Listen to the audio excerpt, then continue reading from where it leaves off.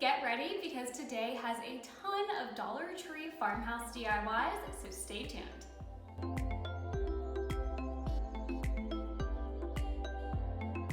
I'm Rebecca Virginia, and every Thursday I post a new video, whether it be a Dollar Tree DIY, a thrift flip, general home decor. You can always find something new on this channel. If that sounds like something that you would enjoy, make sure to hit the subscribe button down below so you never miss out on a future video. Now let's get into the first farmhouse DIY. The first DIY in today's video is an adorable blue jean decor piece. All you need is an old pair of blue jeans and you can transform it into this piece of farmhouse decor. Here's what you need.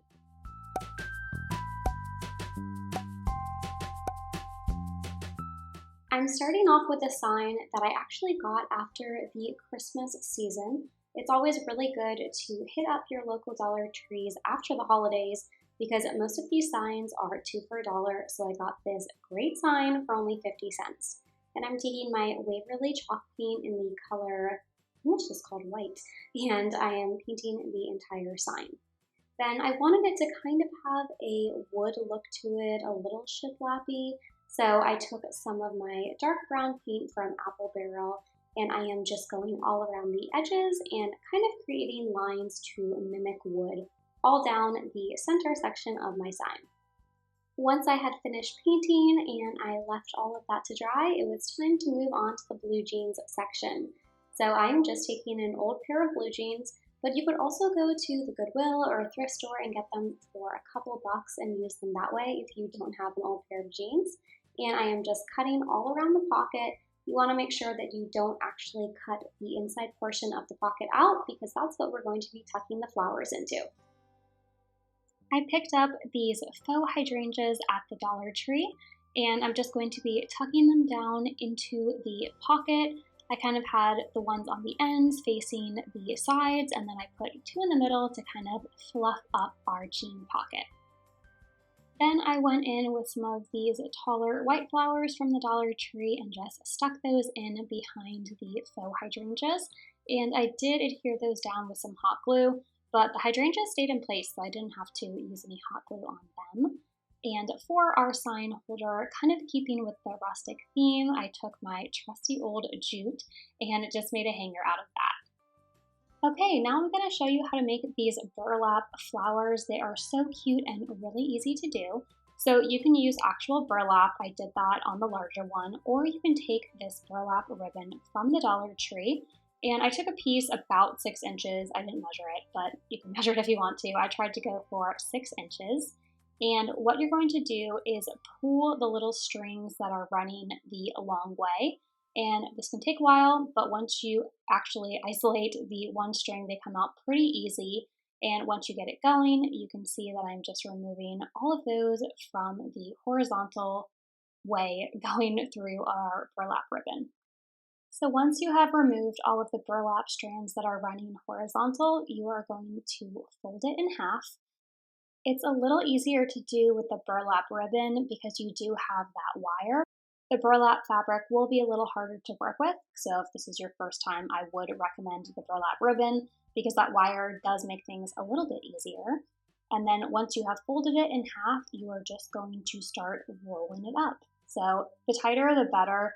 If you have a little bit looser, it's going to make a larger, more floppy flower. So depending on what kind of flower you want to make, that is how tight you are going to roll up your burlap ribbon. And then you're just going to push them all down kind of like petals and take some hot glue and go ahead and stick a button in the center of your burlap flower. I also made one with some actual burlap fabric. I really liked the way this came out too. It's a little bit darker of a color, but again, it's a tiny bit harder than the burlap ribbon because you don't have that wire. So I would suggest starting off with the ribbon. And once my burlap flower was complete, I took some hot glue and just hot glued it on to the center of our denim patch sign, kind of as the centerpiece. I created this next DIY using a whole bunch of clothespins. Here are the other supplies that you'll need if you want to recreate this DIY.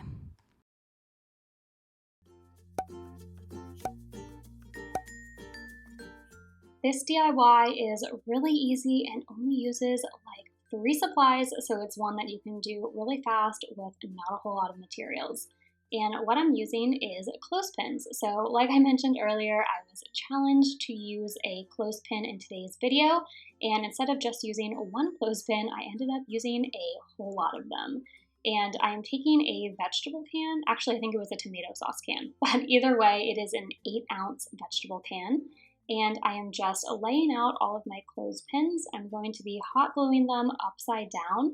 I really liked the ridges and different textures in them, and found that when I did them upside down instead of right ways up, it just kind of looked better. So I'm taking my hot glue gun and just lining all the way around the can with these clothespins. Today's video is part of the July Fab 5 playlist created by the Crafting Cousins on YouTube. There is a giveaway associated with today's video. 2 winners will win $50 Amazon gift cards. All that you need to do to be eligible to win is watch all 5 videos in the playlist and leave a comment on them. I will be sure to have the playlist linked down below so that you can check out everyone's videos and leave a comment to be entered. I wanted to keep this DIY rustic, so the only thing that I'm adding to this DIY is some jute. So I took some natural jute from the Dollar Tree, and along all of the ridges, I am just filling them with jute. For the upper and bottom ridges, there was a little bit more room, so I went around about 3 times. And then for that very small ridge in the center, I just went around once with the jute.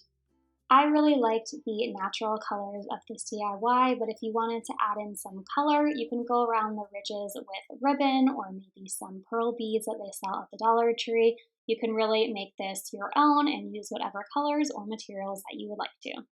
I ended up using this DIY as a place to store some scissors and pencils and pens in my kitchen, but if you added the pearls, I think it'd be really cute to put makeup brushes in too. Next DIY is a mason jar sign with some flowers in it that I actually made out of some old blue jeans. Here's what else you need to make it.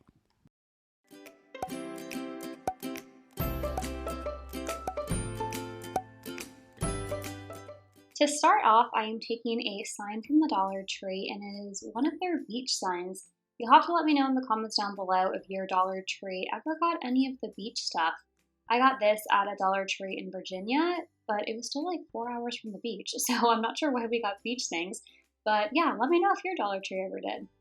But it doesn't really matter because we're going to be covering this sign, and since I already did the first sign using paint, I figured I would do something a little different with this one. So I'm taking some scrapbooking paper that I picked up from Hobby Lobby, and I just traced the sign out onto it, and then I'm going to be adhering this, I think it's supposed to be like a faux shiplap scrapbooking paper, and I just adhered that down with a glue stick. If you're good at drawing or sketching, then you can just go ahead and sketch out a mason jar on your sign.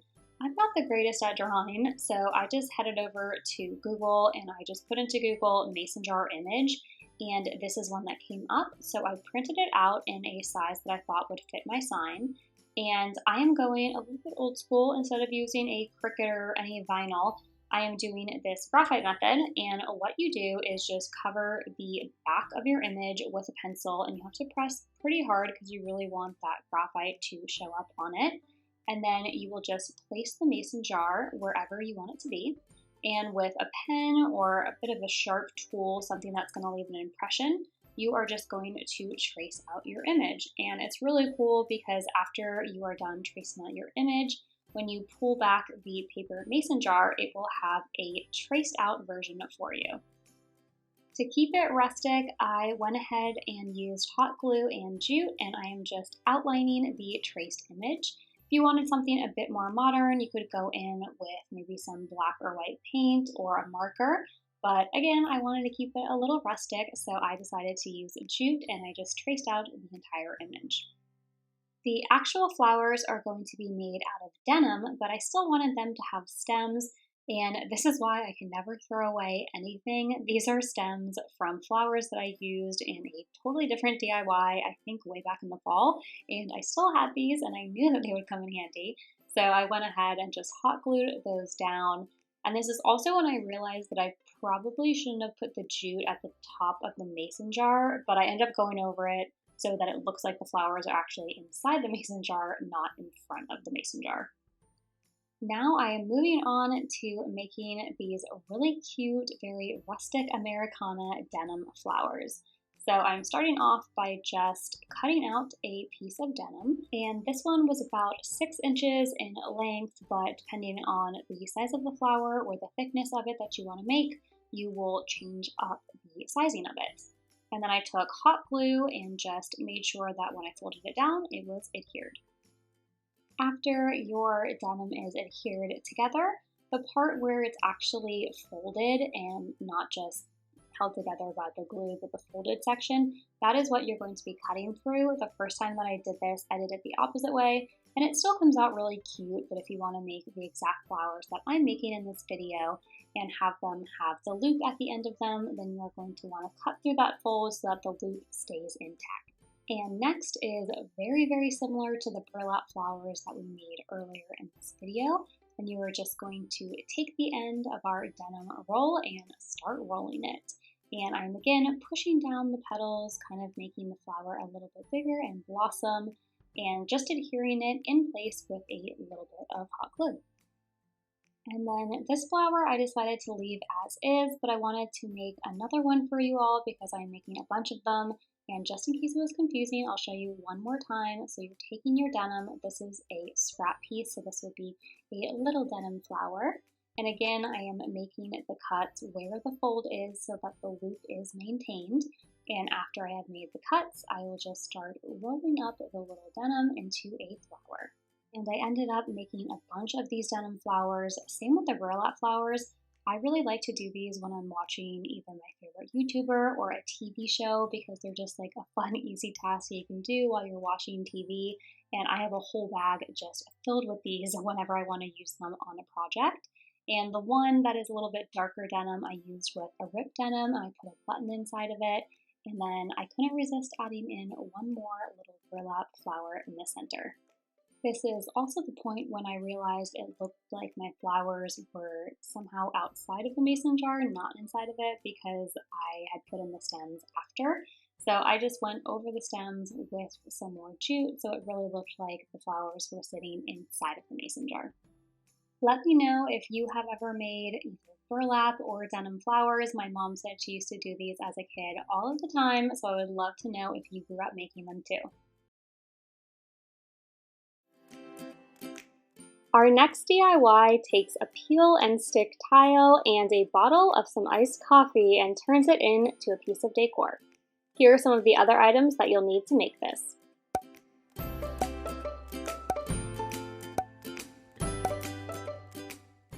When Dollar Tree had all of their Valentine's Day decor, 2 for $1, I picked up a couple of these signs. I then flipped it over and painted it gray. Even though the stick-on tile is going to be covering about 80% of this sign, I still wanted to do some distressing. I liked the ridges that were already in the sign, so I just used those as a guide to kind of paint on a faux shiplap look. I used black paint and a stippling brush from the Crafter's Square section of the Dollar Tree. Then I peeled off the tile from its backing and just kind of guesstimated where I thought center was. I didn't press it down yet, and I ended up having to kind of pick it up and recenter it. If you want it to be absolutely perfect, I would definitely recommend measuring this, but after eyeballing it, I thought I got it pretty well in the middle, and then I just pressed down to adhere it down to our sign. I drilled 2 holes into the center of my sign so that I could fit through a zip tie that will eventually be holding our bottle in place. And the great thing about this tile is it had these little dots outlining the center, so I just picked a dot, and that's how I was able to get it even on both sides for the bottle. I also placed the bottle down and just made sure that everything was hanging straight and even. And then once I identified the other hole that I needed to drill, I went ahead and took my drill and put it through. Once both of the holes were drilled, I took my former iced coffee bottle and placed it there, and then I just zip tied it secure in the back. This Dollar Tree iced coffee is also delicious, so not only do you get a great bottle to DIY with, but it tastes really good too. To add a little bit of definition at the top of my glass bottle, I just took some gray paint and painted all across the lid. Something that I do pretty often to add a hanger, if I'm not using jute, then I'm usually using a soda tab. So I just took one of these from my sparkling water cans and a bit of hot glue, and then I placed it on the center back of the sign, and that's going to be what holds up our sign. I really liked the monochromatic look for this sign, so I just picked 3 daisies, of course, that I got from the Dollar Tree, and I placed them down into my glass bottle. I loved the grayscale of this DIY, but I also think it'd be really beautiful if you added in some bright colors for a nice pop of spring.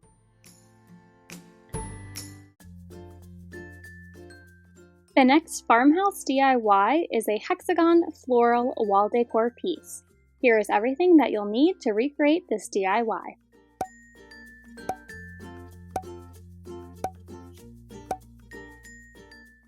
The Dollar Tree currently has out these hexagon signs. This one says welcome, and I think there's another that says family on it.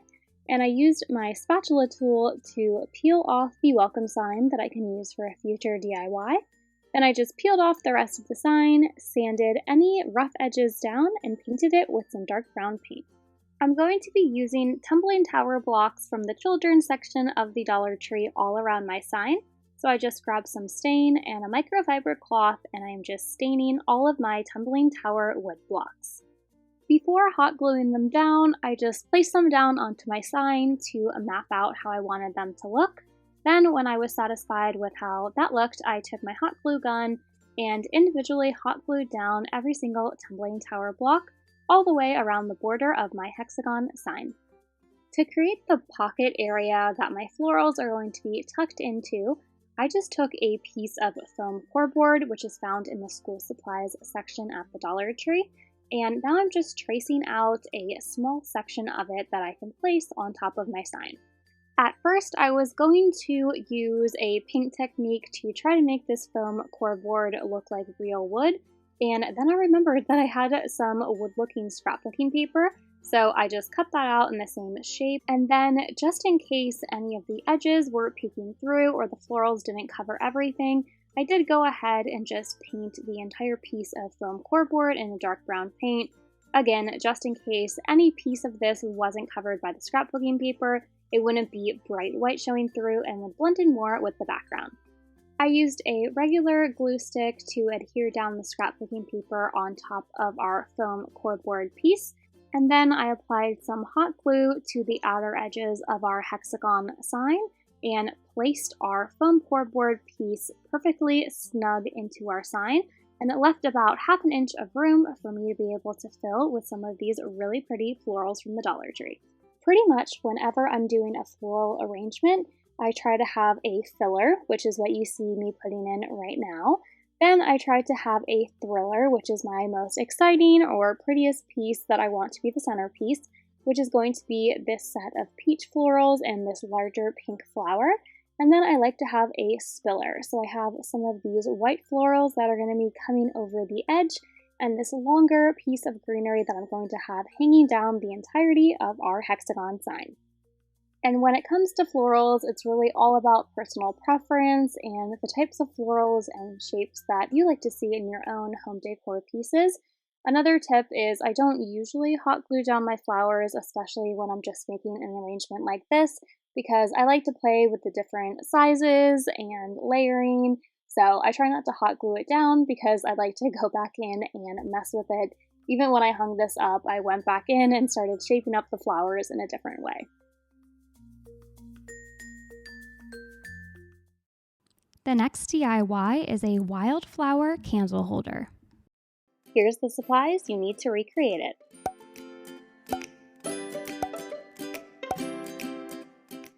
I'm using all Dollar Tree florals in this DIY, and I took 4 and placed them at 12 o'clock, 3 o'clock, 6 o'clock, and 9 o'clock, all around my glass jar.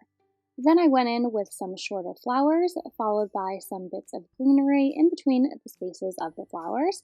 Then I had these bright purple and some white little buds that I also placed all around the glass jar. Although it's really hot glue holding up all of our flowers around the glass jar, I wanted to put some jute around the center of the glass jar so it looked like it was actually the jute holding up all of our flowers. I wrapped it around 4 times. Then I created a double loop bow with some jute. I just spread apart my index and middle finger, however wide apart that is going to determine how large or small your double bow is. Then you go over, under, and then with that little tail, you're going to go in between the V that has formed between your index and middle finger. Then after you have pulled it through the V, you're going to put it under that last little loop you had made over your middle finger and pull. There are tons of tutorials on how to make this bow on YouTube, so if I didn't explain it as easily or properly for you, you can go ahead and just YouTube search how to do a double loop bow. Then the last step was just hot gluing it on to the front of my candle and trimming off the tails. This next piece of decor actually uses a salt and pepper shaker. Here are the other supplies that you'll need to make this DIY.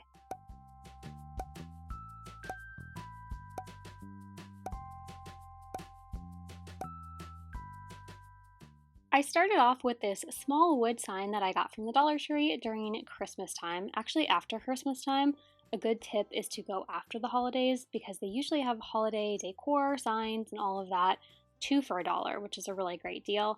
But they do sell these all year round. The sayings will just differ a little bit depending on the season or holiday. Then I got some of this white shiplap paper from Hobby Lobby. I get this when they have them on sale for 50 cents. And this is going to be the background in our wood decor piece, so I'm just cutting that out. And I just took a regular jot glue stick to adhere this down into our wood decor piece. And I did it the horizontal way, so it looked a little bit more like shiplap rather than wood paneling. And then I just pressed that down with my fingers to make sure it stayed in place. Next, I am taking a set of salt and pepper shakers that I got from the Dollar Tree. And I really liked the cute shape of these little glass containers, and I thought that they would be perfect to use for crafting. So I took one of them and then some of my white Waverly chalk paint, and I painted the entire salt shaker. And then I went in with a stippling brush that I got from the Crafter's Square section and some brown paint to distress our decor piece. To add a little bit more of a feminine or a delicate touch to this DIY, I took some lace ribbon that I had and hot glued it to the salt shaker and wrapped it all the way around. Then I went in with some jute and I wrapped some jute all around the top area where those ridges are of the salt shaker. And I did add in some hot glue every few times I went around the salt shaker just because the ridges were kind of pushing the jute all in one place. And I also thought that maybe there was a little something missing on the salt shaker, so I went ahead and made a jute bow and just hot glued that to the front. To fill up my salt shaker floral vase, I took some florals from the Dollar Tree. These were some lavender sprigs, and I ended up going with 3 of them and just placing them down into my salt shaker. You could hot glue them, but I just stuck them in. For the saying on our decor piece, you can go with some letter stickers or even saying stickers from the Dollar Tree. I ended up just using some scrap vinyl that I had laying around. It worked great for this project, and then I hot glued my vase into the little shadow box and my farmhouse decor was complete. This DIY really shows you that you can use almost anything in a DIY, even something that is usually found in the food section. I was really inspired by the florals and coloring of my first DIY, so I continued on with the purpley blue trend in this next DIY. Here's everything that you'll need to recreate this.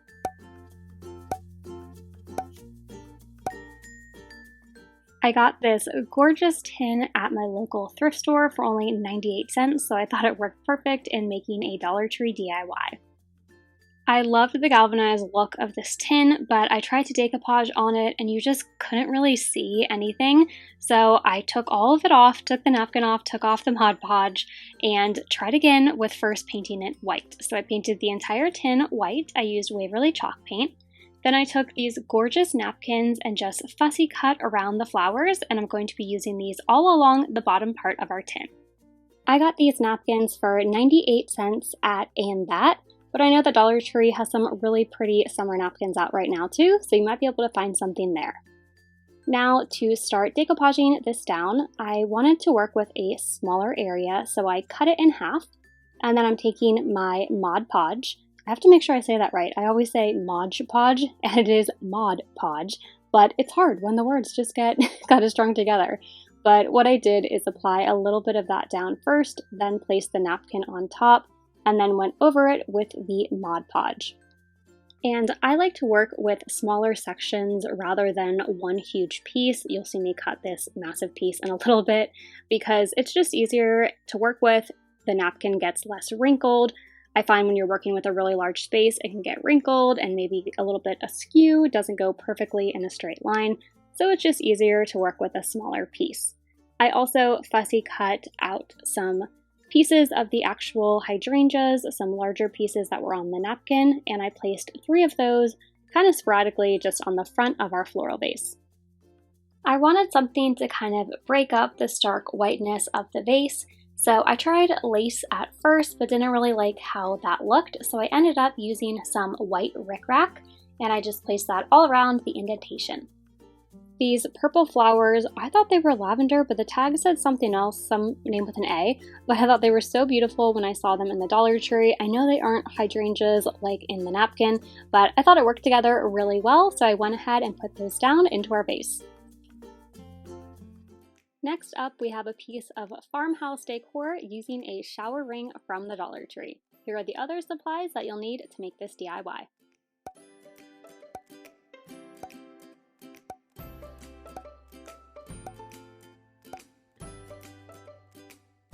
These easels used to be hard to find, but lately, every single time that I go to the Dollar Tree, they are always fully stocked in the Crafter Square section, so that makes me happy. I think that they're just a staple now at the Dollar Tree.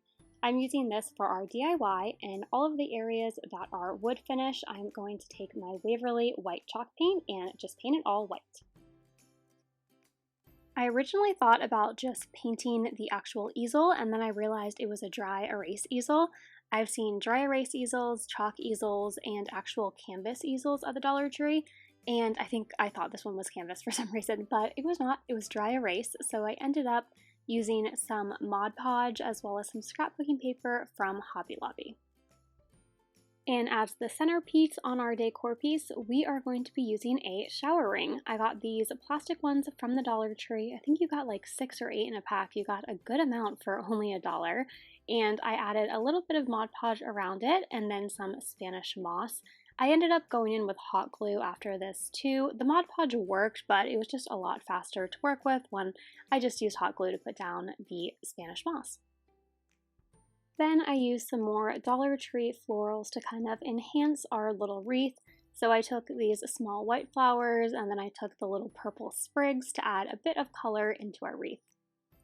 The Dollar Tree always has really beautiful florals. I think 99% of the florals that I use in videos come from the Dollar Tree. So I highly recommend checking out Dollar Tree for your florals before you go and spend a lot of money at Michael's or Hobby Lobby.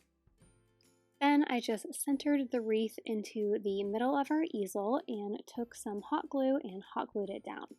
I wanted a little more embellishment on the wreath, so I took some raffia that I had actually left over from fall, even though I see that the Dollar Tree has already brought it back out, and then I just made a small bow at the top of our wreath and hot glued that down.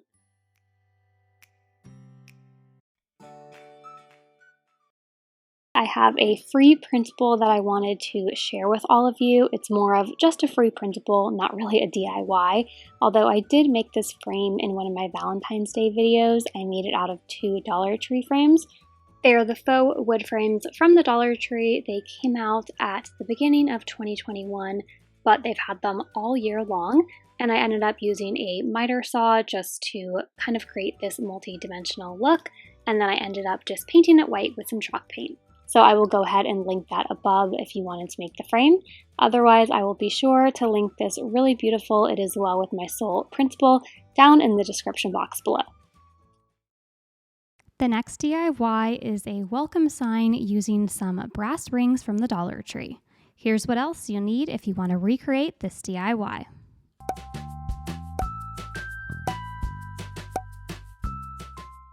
I found this 3-piece brass wreath ring set that was a mouthful, at the Dollar Tree, and it was such an amazing deal. I cannot believe that they had 3 of these for only $1.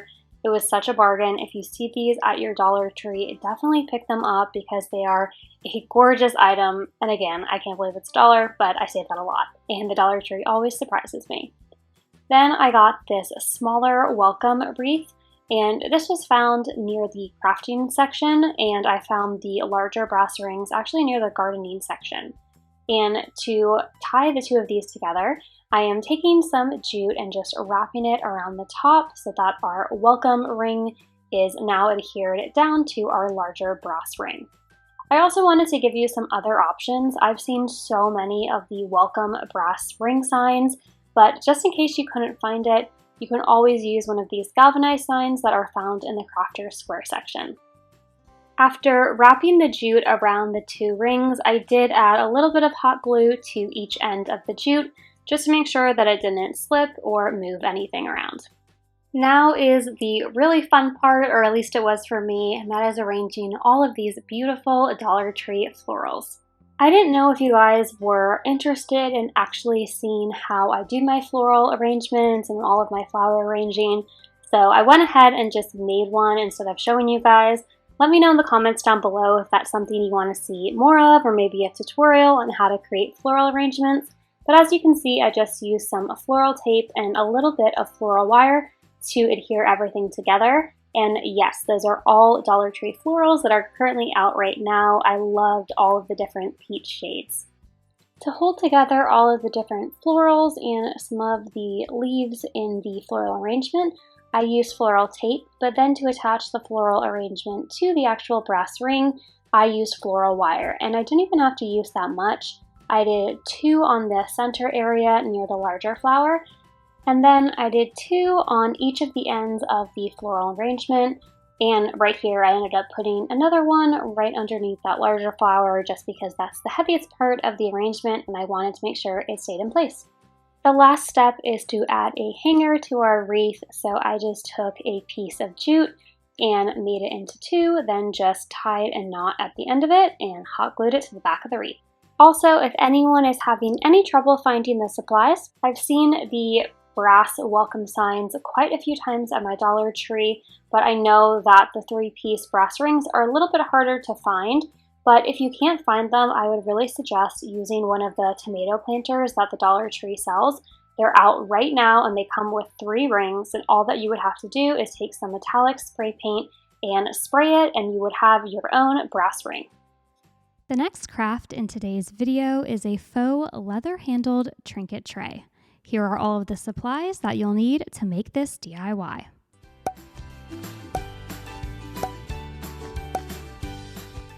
To begin this DIY, I flipped the oven cover upside down so that the 4 little stopper grips on the bottom are facing up towards me, and I just covered the entire thing with Mod Podge because we're going to be placing down some tissue paper in just a moment. I loved the really bright, colorful floral tissue paper that I showed in the supply section, but I ultimately ended up going with this more greenery one that had a lot of plants, and I just laid it on top of the Mod Podge, and then around those little gripper feet areas, I just pushed down to make sure that the tissue paper was going around that little area and not just laying on top of it. And make sure that you place your tissue paper right side down because when we flip over the oven cover, you want that side to be showing through. Then with all of the excess, I just trimmed it off with a pair of scissors. Once I liked how my tissue paper was laid down, I flipped the oven cover back over, and on top of the tissue paper, I just put down one more layer of Mod Podge to just seal everything into place. Now I am using some rope all the way around my oven cover. I found this in the Crafter Square section, and it is called the Nautical Jute Rope. And what I'm doing with this is actually placing it on the outer edges of our oven cover, so I'm not placing it on top of the oven cover, but along the edges and then just pressing down. I just used hot glue to get this to adhere. And once I had made it all the way around once, I just cut off the rope and hot glued it down to finish off our first layer. Then I used the nautical rope again and hot glued it directly on top of the previous rope we just put down. So we're not putting this on the inside or outside of the rope.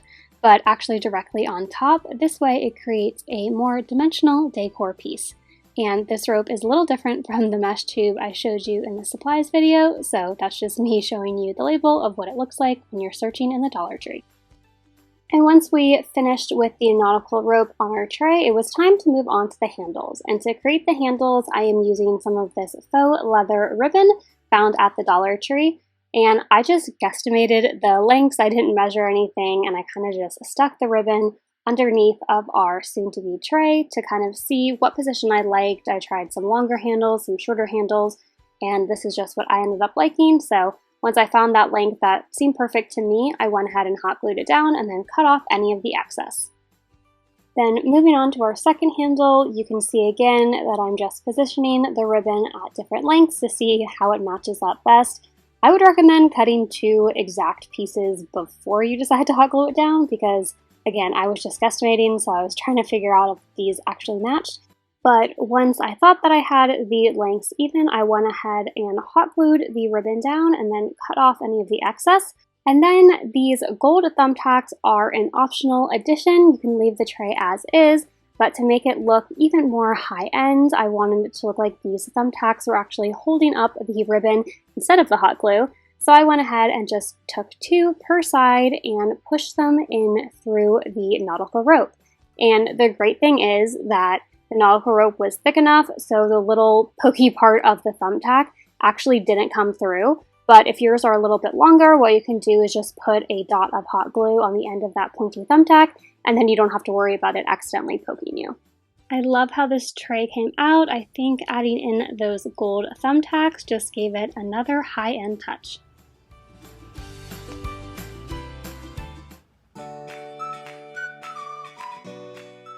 The next DIY in today's video is a hanging planter. Here's everything that you need to make your own.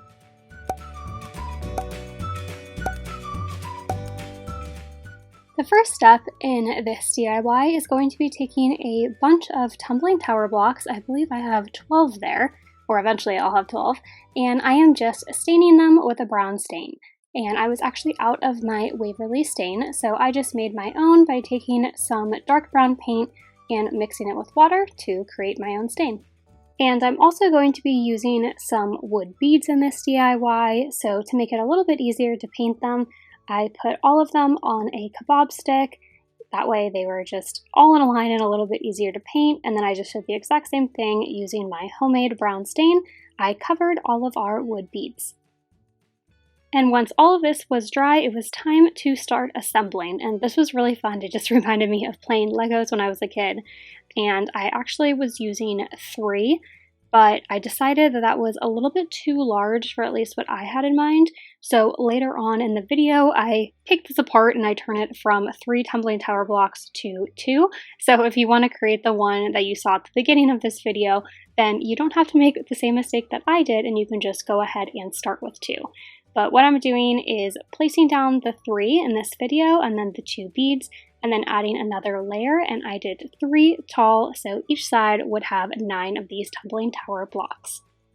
And in this clip you can see that I went from 3 tumbling tower blocks long to only 2, so I'm just fixing this and changing the beads from being on the 3rd tumbling tower block to the 2nd. And once I was done changing the 3 tumbling tower blocks in length to only 2 and adding in those round wood beads, it was time to actually start putting together my plant hanger. So I took some more tumbling tower blocks, and I believe I used 4 in total on the ends, and then I hot glued both of our front and back of the plant hanger together. So now we were starting to have a little box form so that our plants could go inside. Then I placed 3 more tumbling tower blocks across the bottom to act as a floor for our hanger. To create the actual hanger for our planter, I just took a long string of some jute cord and I placed it behind that round bead and pulled it through 3 times on each side to create a little bit of texture and design with the jute. And then after I had placed it 3 times around each side, I just tied it at the front of the round bead, and the smaller piece I cut off, and then the longer piece is going to help us act as our hanger. I tied all 4 strings in a knot at the top and then added on a ring. Then you could put a clay pot from the Dollar Tree down inside the planter and put in a plant or some flowers if you wanted it to be a hanging floral arrangement. But I really liked the look of just taking one of the Dollar Tree succulents and placing it down directly into the planter.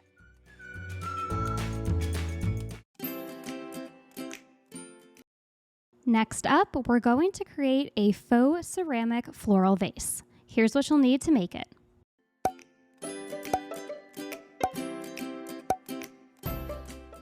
I'm starting off by taking some painter's tape and wrapping it all the way around this vase. I got this vase with some flowers and I really liked all the different shapes, kind of the geometric shapes to it. So I wanted to keep it for a DIY and I decided today was the day. To give my paint a ceramic look, I am using baking powder.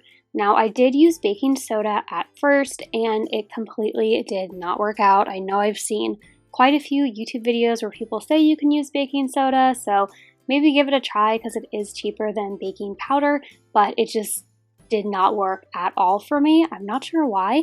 Maybe it was the paint I was using, but the baking powder ended up working perfectly, so I just sprinkled it in. I didn't measure it or anything. It's probably like a tablespoon or 2, but you basically want it to get the consistency. I thought it looked like a Wendy's vanilla frosty, if that makes sense. So it's definitely going to be thick, kind of like a milkshake. And another tip. So you can see that I'm painting this on vertically. Don't do that, and when I go in with the second coat, I am going to change it up to painting in horizontal stripes, not doing this vertical technique. And that is because I was watching a video of a YouTuber and she does pottery. And she was doing this technique as well. I'll link her video down below because she has some really great tips on why you should use baking powder instead of baking soda when you're trying to get that ceramic faux pottery effect. And she said that potters, when they actually make their clay creations, the lines are moving horizontally, not vertically. So a dead giveaway, she said, is if you're trying to create your own faux ceramics, is by going vertically because you do see the brush strokes. And you want to make sure that those brush strokes are going horizontally, not vertically. So here is actually a much better video of what the consistency should look like. It almost looks like spackling to me, and I'm curious if you could actually use spackling or what that effect would look like. But this is the effect that the baking powder gives, and I found that the baking soda looked more like chalk paint, not like that thick ceramic that I wanted. But again, leave a comment down below if you've created the faux ceramic look with baking soda. I definitely could have maybe just not been using enough or using too much. But again, you can see that I'm moving horizontally and you can see those brush strokes. Once all the paint had dried, I took off the painter's tape and was left with a nice clean edge. And then instead of just doing a green at the top, I wanted to outline these really cool triangles that are in this vase. So I taped them out and I'm going to be going in with a brown paint using the exact same technique, sprinkling in some baking powder, mixing it up, and then applying that down. And I ended up using 2 coats of this brown paint mixture, and then after that had fully dried, I removed all of the blue tape, and then I taped back over it because now we are going to add in some color to our vase. So I taped over where the brown triangles were so that that wouldn't get ruined, and then I just went in with a green paint all over and did about 2 coats. I'm not adding any baking soda to this section, I just wanted that on the lower parts, and this is just going to be plain green paint. And after all of our green paint had dried, I began to remove our blue painter's tape. But because the brown was a little bit raised, there were some areas where the green bled through. So all that I did was take a paintbrush and just kind of touch up those areas, and there were 1 or 2 triangles that I thought were pretty bad looking, so I went ahead and put down some more painter's tape and just redid the brown triangles, but I only had to do that on, I think, 1, because for the most part, the painter's tape did keep out any of the green. And after doing a few little touch-ups, our vase is complete. We have the ceramic bottom and the painted top.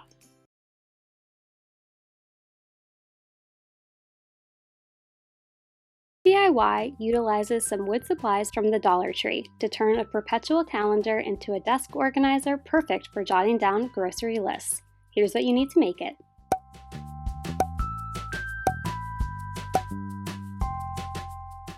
The first step in this DIY is basically going to be painting everything white. I wanted a very farmhouse look to things, so I wanted them to be white with a little bit of brown distressing. So I am painting some of those tumbling tower blocks as well as 2 wood planks. I ended up taking off the cross backing of my perpetual calendar and also painting that white, but I did leave the dice blocks inside, the same color that they were, the white with the brown lettering and numbers. Also, if you're enjoying this video so far and excited to see what farmhouse DIYs I come up with, make sure to subscribe down below and hit the notification bell. Next, we're going to begin putting together our organizer, and I just took the 2 wood planks. I tried to use wood glue at first, but it just wasn't drying fast enough or holding it, so I just went back to the good old hot glue, and I kind of made this in an L shape, I guess you would say, and that is going to be the backing of our organizer. I just placed the perpetual calendar down. I didn't glue it. This is just for my own reference. And now I'm beginning to make what I'm calling a pencil holder. You could put other supplies in it as well, but I figured writing utensils will probably be the most likely thing to go in this. And all that I'm doing is hot gluing 3 of the tumbling tower blocks on top of one another to make a wall. And once I have all 4 sides, I'm going to glue those together to create my writing utensil holder. And once I have all 4 sides hot glued together, I'm then going to hot glue it down onto the base wood plank. And I want it to be in the middle because I do want to leave some room in the back where you could put either notepads, or I personally, my kitchen is right next to the front door, so usually our mail gets left on one of the kitchen counters. So I thought it'd be perfect. You could fit envelopes and mail behind the writing utensil holder and the perpetual calendar. So that's why I left a little bit of space there. Once I had the spacing figured out, I hot glued the tumbling tower blocks onto the base, and as you can see, it fits the pencil and the Sharpie perfectly. This perpetual calendar is one of the ones from the Dollar Tree that came out around Christmas time, and I'm hot gluing it next to the tumbling tower blocks. Now, the way that they had the dice and numbers in, they put the month up top and then the numbers down below, and it looks really pretty that way, but it's like not practical because every day when you pull them out, you're going to have to pull out the months as well. So I ended up putting the months down on the bottom, and then I put the numbers for the dates on top so that it was easier to change them out every day. Then I am lightly dry brushing with a dark brown paint just to add a bit more of a farmhouse feel to the overall look. I didn't want to add too many embellishments to this DIY because I know it's going to be full of notebooks and mail and pens and pencils, but I couldn't help myself and I had to add a little jute bow to the very front for an embellishment. Farmhouse DIY takes a Dollar Tree cutting board and transforms it into a piece of farmhouse kitchen decor. Here are all of the supplies that you'll need to create this project on your own.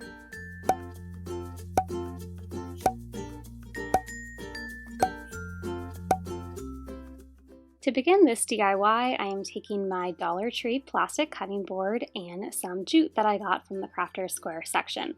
And all that I'm doing is looping the jute around the handle of this cutting board. And you'll see that every couple loops that I do, I take a hot glue gun and just apply a little bit of glue down. Because the cutting board is plastic, the jute can kind of slip and slide around on that. So just putting down the hot glue will ensure that everything stays in place so that I can complete going around the entire top handle of this cutting board. I used the same piece of jute to go around the entire top circular part, and then once I got done going around the circle part, I just went horizontal all the way down the neck of the cutting board. This technique does end up using a lot of jute, so make sure that you have a large spool on hand, but I absolutely love the farmhouse feel that it adds to the cutting board. The main image that I'm going to be placing down onto the cutting board is from the farmhouse calendar that came out last year, although I have seen it, I think, probably about 2 more times in the Dollar Tree recently. So if you see the farmer's market calendar, make sure that you guys pick it up because it has some beautiful images inside of it. This particular image had a lot of dark navy blues as borders and backgrounds, So I wanted to incorporate a little bit of that into the distressing of the cutting board. I also ended up adding a little bit of brown because I didn't want it to be too blue. Then I took some Mod Podge to adhere the image down onto the cutting board. And again, I always use this technique of taking an old gift card and using that to smooth down the image to make sure that there's no air bubbles. I also went over the cutting board and all of the paint and the paper image with some more Mod Podge. Since this is going to be in my kitchen, I wanted it to be splash proof, so I wanted to have a little bit of a sealant on it. And the finishing touch on this cutting board decor piece was to add a farmhouse looking bow, so I added that to the top of the cutting board. You got a quick preview in the previous DIY, but now I'm going to show you in depth how to recreate your own farmhouse milk jug. Here's the supplies that you'll need. I'm starting off this DIY by placing a dairy cow decal onto my faux milk jar.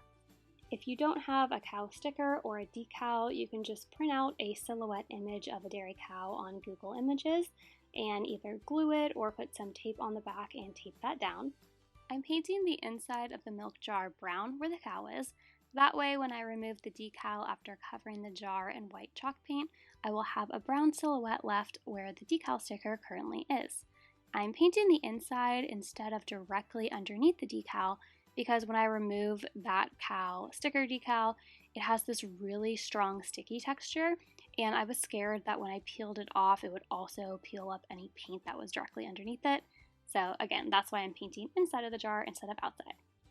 While the inside of the jar is drying, I took some white chalk paint and I'm now painting the entirety of the outside of the milk jar, even going over the cow decal sticker. And I went over this about 2 times with the chalk paint. As usual with any farmhouse decor DIY that I'm doing, I always like to dirty it up a little bit because I don't want it to look brand new. So I'm just going in with a dry brushing technique and a little bit of brown paint and just doing paint strokes around the top of the milk jar and then down the sides, just kind of making it look a little bit distressed. Also, fun fact that I forgot to mention, this fake milk jar bottle is from the Dollar Tree. And it's actually in the food section. It's an iced coffee, which is delicious, and the bottle is great to reuse for this DIY. I'm using a sharp tool that I have. It kind of looks like something your dentist would use on you, and I'm just using that to help peel off the cow vinyl that is underneath all that paint on the bottle. And once I got the first little bit of it up, it came up pretty easy. I just used my fingers to really peel it off, and I was very happy to report that none of the paint peeled off. I was scared that some of the white would be coming off. And you can see that when I'm pulling off that decal, the brown that we painted inside the bottle earlier is what is showing through and making the cow brown instead of clear. I do love the finish that chalk paint leaves, but this is going to be a practical item. I'm going to have it in my kitchen, maybe put in some flowers, some utensils, so I know that I'm going to be hitting this a lot, and when you have something that's covered in chalk paint on top of glass, it is going to chip unless you put a sealant over it, or at least that's what I've learned from my experience. So I did put a little bit of Mod Podge over the entire thing so that no paint would be chipping. The last small detail that I added to this milk jar DIY was to take a bit of jute and wrap it all around the top of our milk bottle. The DIY in this video is a chicken wire floral frame. Here's everything that you'll need to make this on your own.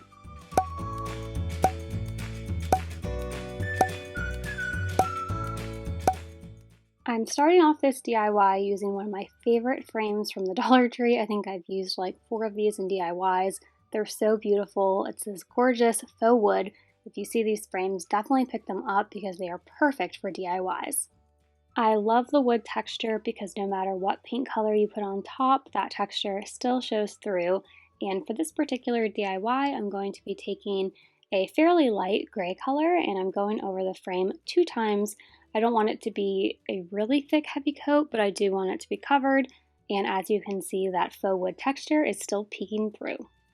To hang the flowers on this DIY, I'm taking this glass bottle and painting it with some white chalk paint.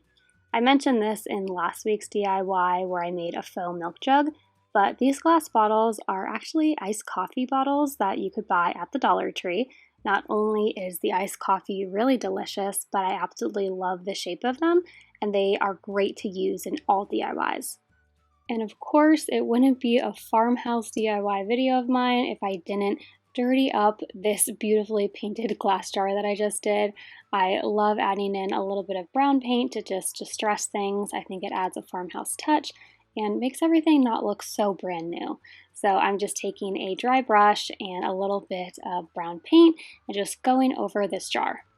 I was so excited to see this chicken wire at my Dollar Tree. I've seen lots of other YouTubers and DIYers find it at their Dollar Tree, but this was the first time I had seen it at mine.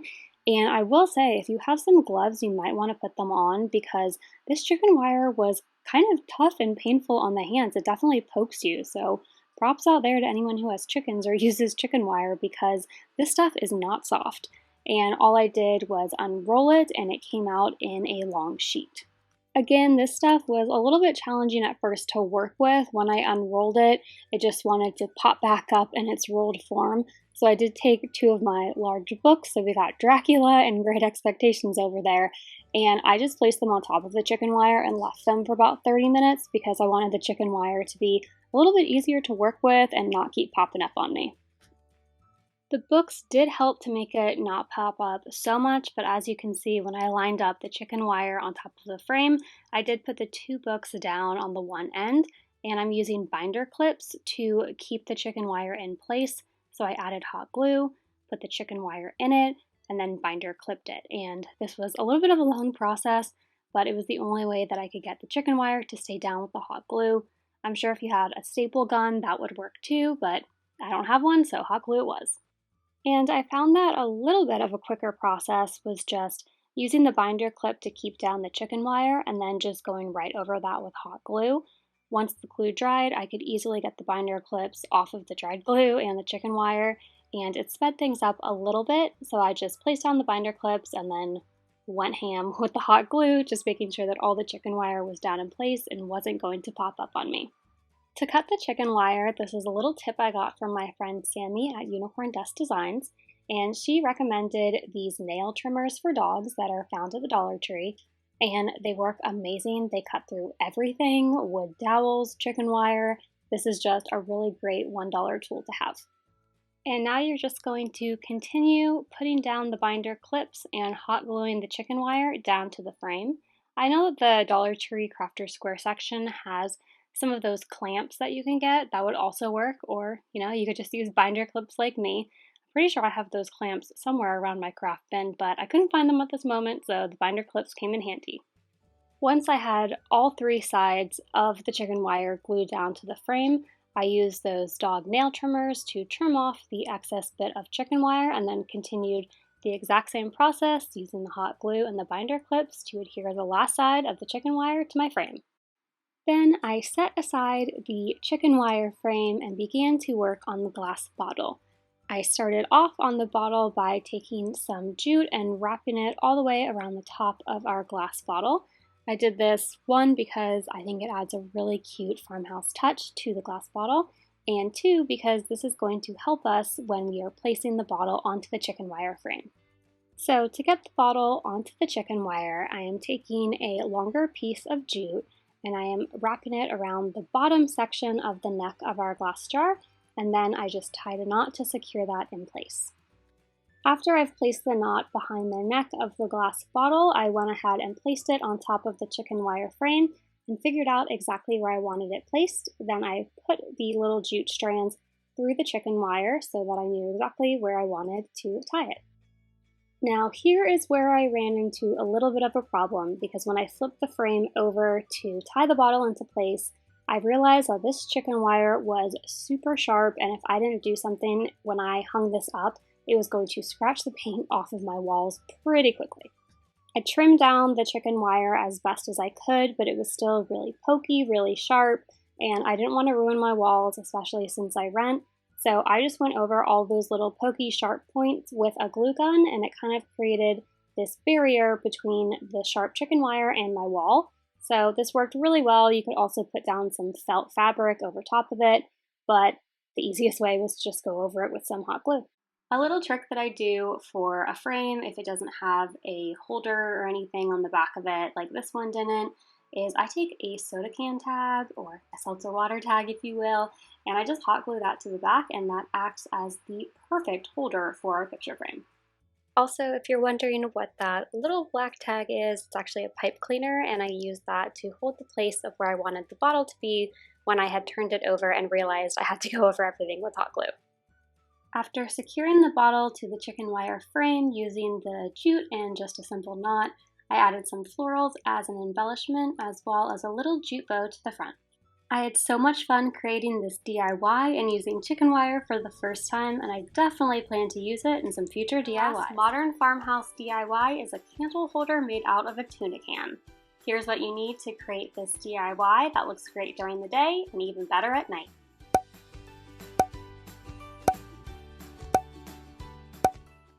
To start off this simple DIY, I'm taking this small glass jar that I got from the Dollar Tree in the set, and I'm painting it white with some chalk paint. While the glass jar was drying, I moved on to my tuna can, and yes, you heard that right, I am using a used tuna can in this DIY, but don't worry, I let it soak for a long time in some very soapy water, and I cleaned it very thoroughly so there is no fishy smell to it, and if you are going to use a tuna can in this DIY, please make sure to really clean it because you don't want your candle smelling. And similar to what I did with the glass jar, I'm just covering our tuna fish can in some of this white chalk paint. After our white paint has dried, that's going to serve as a base, and now I'm moving on to this faux galvanizing technique that kind of ends up looking like a concrete texture as well. And it's really easy to do, it just requires a couple of steps and a lot of repetition. But once you get the hang of it, even though it takes a little bit of time, it's really easy to do. I'm using a small piece of a kitchen sponge, but you could also use a small piece of a sponge paintbrush. You can find those at the Dollar Tree as well. And I'm just taking some gray paint, and in all sorts of different directions and different pressures, I am just sponging on that gray paint. And after I've sponged the gray paint onto the glass jar, I'm going to move on to the tuna can. You're not really going to see the inside of the tuna can, so I'm just rubbing that with some of the gray paint, but I am using that sponging technique all over the outside.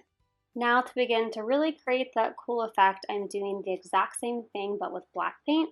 So I'm using the sponge and going all over the glass jar with the black paint, again using different pressures, different directions, and just going all over it. There's no real correct way to do this. The only thing that you want to avoid is going in the same direction or using the same pattern because you want it to look haphazard and all messy. You don't want it to be uniform. Next, I went in with another layer of the gray paint, and now you can kind of understand what I meant when I said it's easy to do. It just takes a little bit of time because you're putting down a layer, waiting for it to dry, then putting down another. And I went over pretty heavy-handedly with my last coat of gray paint. I only wanted a little bit of the black to show through, but again, you can tailor this to whatever your preference is. Once you have finished all of your painting, the real hard part is over, and now it's pretty easy from here. I just flipped the glass jar upside down, added some hot glue, and then glued down the tuna can jar on top of the glass jar. Then I grabbed one of these larger glass jars from the Dollar Tree, which fit perfectly inside of the tuna can. And last, it's time to add your candle. I loved this silver one that I found at the Dollar Tree. I thought it went perfectly with this DIY, but you could also just add in a tea light.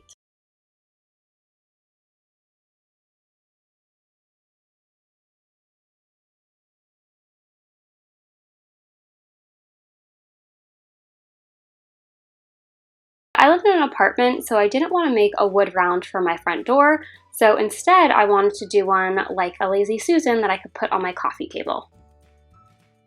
I got this Lazy Susan from IKEA, and I believe it was about $7 or $8, so not expensive at all. But here is where the trouble kind of came in, because this is of course a finished wood piece, and in all of Sammy's wood rounds, she is working with the unfinished wood rounds. She will sand them and then stain them.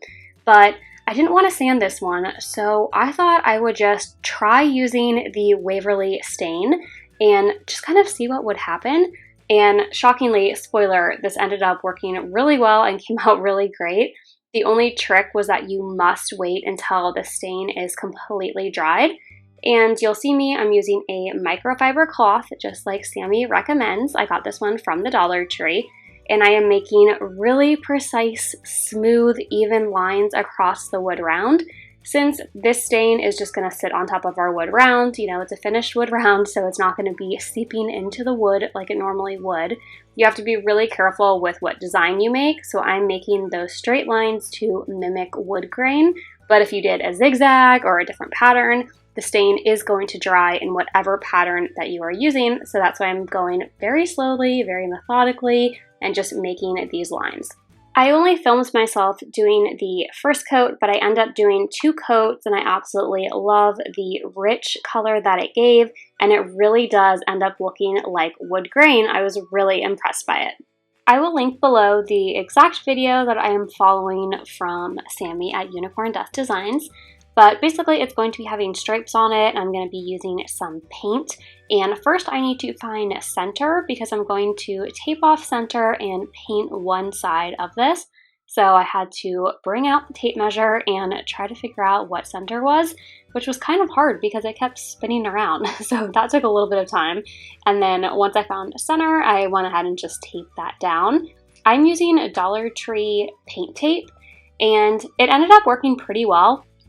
I know Sammy recommends using the Scotch brand paint tape, and I ordered it on Amazon and it kept saying delayed on my delivery. So later in the video I have that tape, which I thought worked much better, but you know, worst case, the Dollar Tree, it still worked. So the next part is a total fail, and I almost edited all of this out, but then I thought it'd be a good learning experience for everyone. So Sammy uses a paint roller to apply her paint on her wood rounds, but all I had was this paint one from the Dollar Tree. And I thought all paintbrushes were created equal, but apparently they are not because I went ahead and put some paint on it. It was just a paint sample that I got for free at Home Depot. And I started rolling it on and it wasn't going amazing, but you know, still did the job. And here's when I realized, oh no, there are hairs in my wood round. The entire brush was shedding off all these little fuzzies. It was everywhere. It was so textured. It was a disaster. Luckily, the paint hadn't dried yet, and I very quickly ran and got a wet paper towel, and I was able to start over, start anew, and the stain stayed on. So then I just went in with this little sponge brush from the Dollar Tree Crafter Square section that I absolutely love using these. And I just ended up using that itty bitty little sponge brush to paint on everything.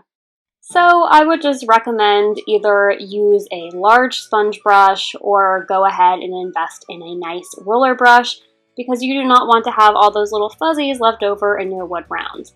And here I am peeling off the painter's tape. So satisfying to see a nice, pretty crisp line. There were a couple little bleeds, but mostly it was pretty crisp. Next, I'm going to be creating the stripes on the upper half of our wood Lazy Susan, and I did finally get the good Scotch tape in. It finally came from Amazon, so that is what I am using. I'll link it down below. And what I'm doing first, I thought this was a really great tip by Sammy, and that is to lay down all your tape and basically use it as a ruler. So I'm laying it down, and then the sections that I'm going to be ending up painting, then I'm just taking off that tape and I'm gonna use it again in a second. And that just is a lot easier than having to take out the tape measure and measure, is this actually an inch and a half? So I'm just laying down the tape edge to edge, and then once I have it placed down where I want it, then I'll just go back in and remove any of that excess tape so that then I can create my stripes. Then I am finishing up the top area of the wood round before going in with paint. And the paint that I'm using is the shade Elephant by Waverly in chalk paint. And I ended up using 2 coats of this shade of paint. The first time that I used it, I was being really careful and I was scared that it might bleed through the tape. And it didn't really cover too well, so then the second time I went in with a heavier hand. And of course, I couldn't deny you all the satisfaction of seeing the paint be removed.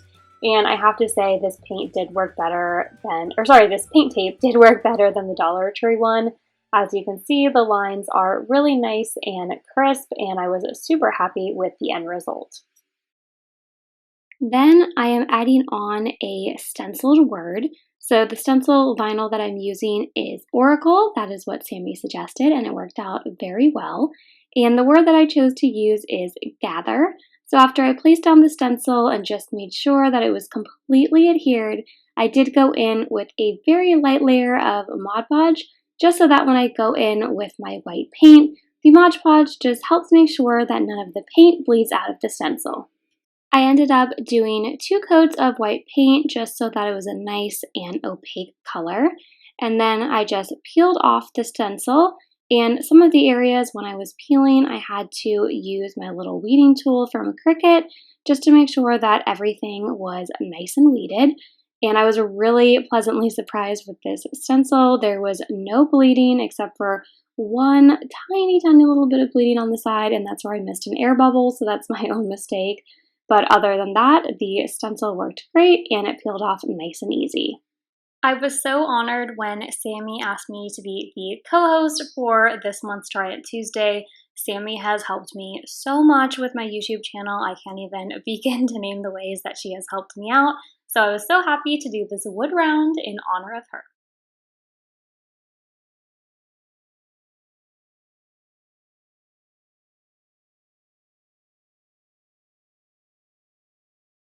I'm starting with what is actually an old Easter sign from the Dollar Tree.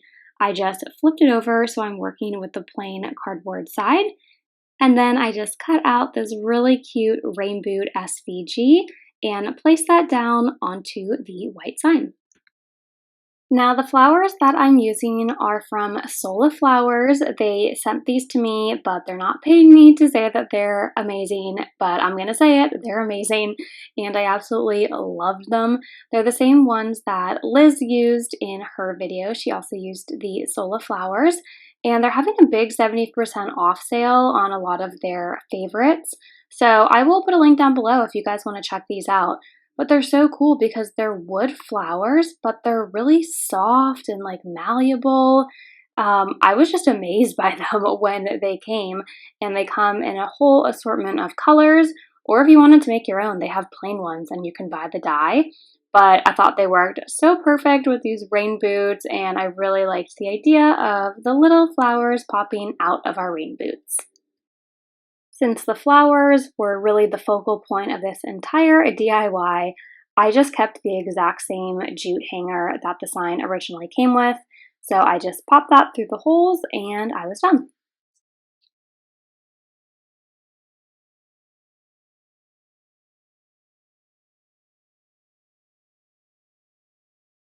For this next DIY, I am taking inspiration from my friend Corey over at Crafted by Corey. I saw her do this a couple of months ago, I believe, and it's a pressed flower DIY, and I thought it was so cute. I had it in the back of my mind to want to do on my own, so I thought Try It Tuesday was the perfect time to try it out. I'm painting these gold frames in a dark gray color called Elephant by Waverly and then letting them dry. These frames from the Dollar Tree come with 2 pieces of glass, so it is perfect for pressing flowers. Then I just picked 3 pansies that I liked the coloring of the most and took off the backing and then cut it off so that it was a bit more flush. That way my glass could actually close and it wouldn't break the glass or anything.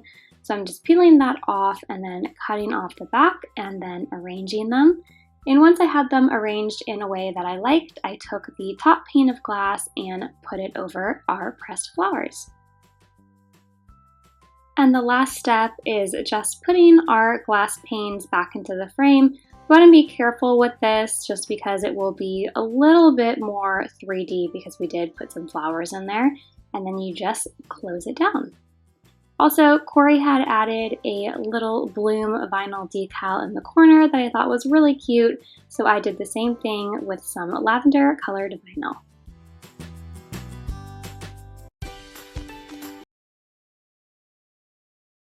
One by Bethadilly here on YouTube. She does mainly Cricut tutorials, but she got so many questions on her really cute desk pad that she also made a video on how to make it. So this desk pad is from IKEA, and I showed you what the name of it was. I definitely cannot pronounce that, but that is what it's called if you're looking at IKEA. And then I took some Dollar Tree wrapping paper, and all that I'm doing is putting little bits of packing tape on the edges of the desk pad, and then I put it on top of the really pretty Dollar Tree wrapping paper, and then I'm just cutting around the edges, and you have a super cute desk pad that looks like something that you would find at Target. I think it looks so high-end, and you can change it out for the seasons. It's just wrapping paper and a little bit of tape, no glue or anything, so if you want to have one for every holiday, you can just change out the wrapping paper. Thanks for watching. I'll have a new video out next Thursday. Until then, keep searching, keep creating.